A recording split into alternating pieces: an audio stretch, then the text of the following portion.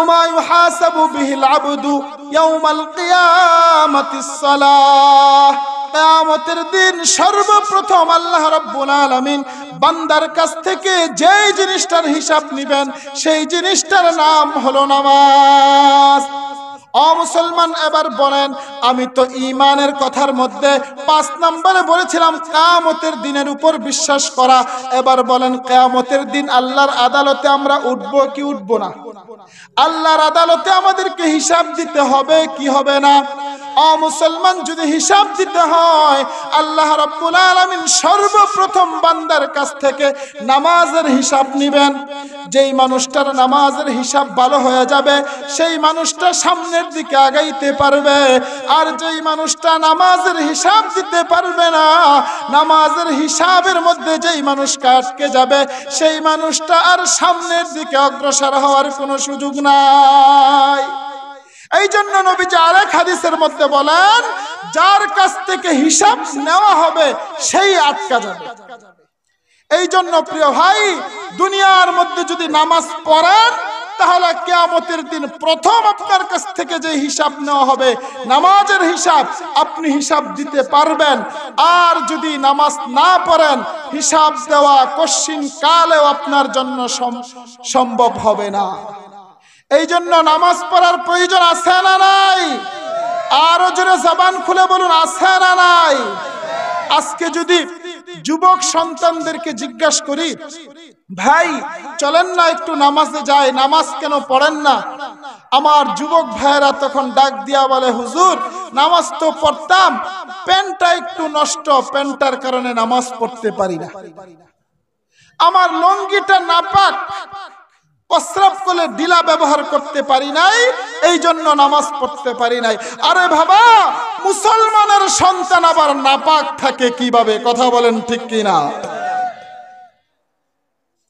আজকে আমি আর তুমি কাপড় নাপাক থাকার কারণে নামাজ পড়তে পারি না, আর সাহাবায়ে কেরাম কাপড় না থাকার কারণে নামাজ পড়তে পারে নাই। ও মুসলমান ভাইরা আমার, নবীজির প্রিয় একজন সাহাবী যার নাম হলো হযরত আব্দুল্লাহ আনসারী রাদিয়াল্লাহু আনহু। আব্দুল্লাহ আনসারী রাদিয়াল্লাহু আনহু সব সময় মসজিদে নববীতে নবীজির পিছনে নামাজ পড়তেন। হঠাৎ করে দেখা যায় আব্দুল্লাহ আনসারী রাদিয়াল্লাহু আনহু মসজিদে আগে আগে আসে না, সব সময় সবার পিছনে মসজিদে আসে। আবার নবীজির সালাম ফিরানো মাত্রই আব্দুল্লাহ আনসারী রাদিয়াল্লাহু আনহু দৌড়ায়া মসজিদ থেকে বেরিয়ে চলে যায়। সাহাবায়ে কেরামগণ নবীজির কাছে বিচার দিলেন, ইয়া রাসূলুল্লাহ, ইয়া হাবিবাল্লাহ, আব্দুল্লাহ আনসারী তো মুনাফিক হয়ে গেছে। নবীজি ডাক দিয়া বললেন, আমার সাহাবায়ে কেরাম কি বলো, আব্দুল্লাহ আনসারী আবার মুনাফিক হয়ে যায় কিভাবে? সাহাবায়ে কেরামগণ ডাক দিয়ে বললেন, ইয়া রাসূলুল্লাহ, ইয়া হাবিবাল্লাহ, আব্দুল্লাহ আনসারীকে ইদানিং দেখা যায় আব্দুল্লাহ আনসারী আপনার পিছনে নামাজ পড়তে চায় না। নামাজের সময় হলে সবার শেষে মসজিদে ঢুকে, বের হওয়ার সময় সবার আগে মসজিদ থেকে বের হয়ে যায়। নবীজি হযরত আবু বকর, উমর, উসমান, আলী এই সমস্ত সাহাবীদেরকে বললেন, তাহলে চলো যাই, আব্দুল্লাহ আনসারীর একটু খোঁজ খবর নেই। আব্দুল্লাহ আনসারীর কি হয়েছে? আব্দুল্লাহ আনসারী এমনটি কেন করছে? সাহাবায়ে কেরামদেরকে নিয়ে নবীজি সাল্লাল্লাহু আলাইহি ওয়াসাল্লাম আব্দুল্লাহ আনসারীর বাড়িতে রওনা হয়ে গেল। আব্দুল্লাহ আনসারীর বাড়িতে গিয়ে নবীজি সাল্লাল্লাহু আলাইহি ওয়াসাল্লাম দরজার মধ্যে ঠক ঠক আওয়াজ করে আর জোরে জোরে সালাম করে, আসসালামু আলাইকুম ওয়া রাহমাতুল্লাহ। আব্দুল্লাহ আনসারীর ঘর থেকে কোনো আওয়াজ নাই। নবীজি আবার ঠক ঠক আওয়াজ করে, আবার সালাম করে, কিন্তু আব্দুল্লাহ আনসারীর ঘর থেকে কোনো আওয়াজ নাই। নবীজি আবার ঠক ঠক আওয়াজ করে, আবার সালাম করে, আব্দুল্লাহ আনসারীর ঘর থেকে কোনো আওয়াজ নাই। নবীজি সাল্লাল্লাহু আলাইহি ওয়াসাল্লাম সাহাবায়ে কেরামদেরকে নিয়ে আবার রওনা হয়ে গেল, চলো আমরা চলে যাই, আব্দুল্লাহ আনসারী মনে হয় বের হবে না। নবীজি সাহাবায়ে কেরামদেরকে নিয়ে আব্দুল্লাহ আনসারীর বাড়ি থেকে মসজিদে নববীর দিকে রওনা হয়ে গেল। এই সময় আব্দুল্লাহ আনসারী রাদিয়াল্লাহু আনহু দরজাটা খুলে পিছনে পিছনে দৌড়ে আয়েশা নবীজির কাছে আয়েশা হাজির হয়ে গেল।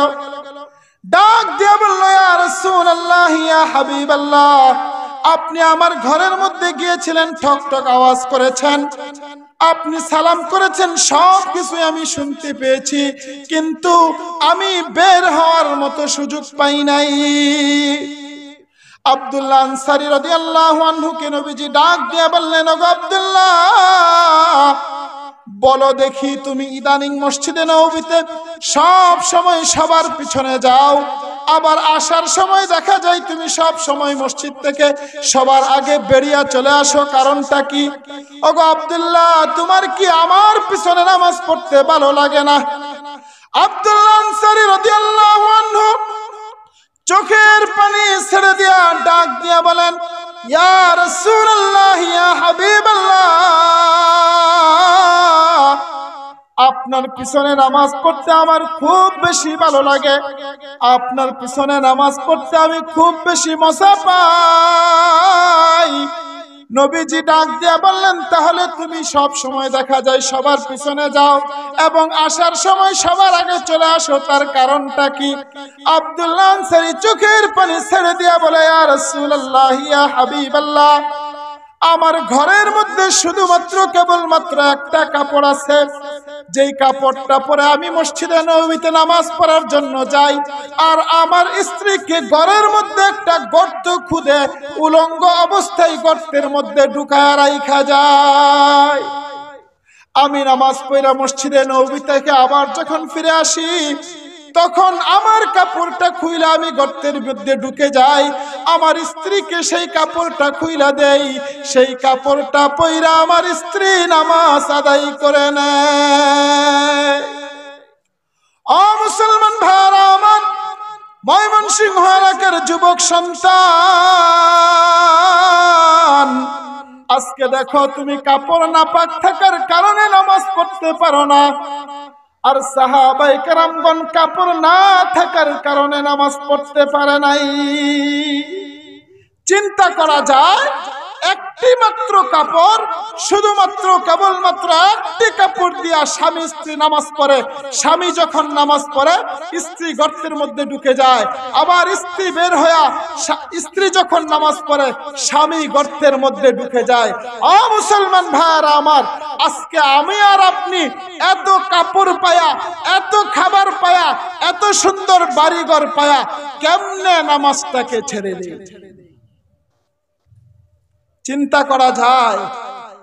ও ভাই, চিন্তা করা যায়? এই জন্য আজকের পর থেকে আমরা ওয়াদাবদ্ধ হই, আজকের পর থেকে এক ওয়াক্ত নামাজ আমরা ছাড়বো। আরো জোরে জবান খুলে বলুন, ছাড়বো না।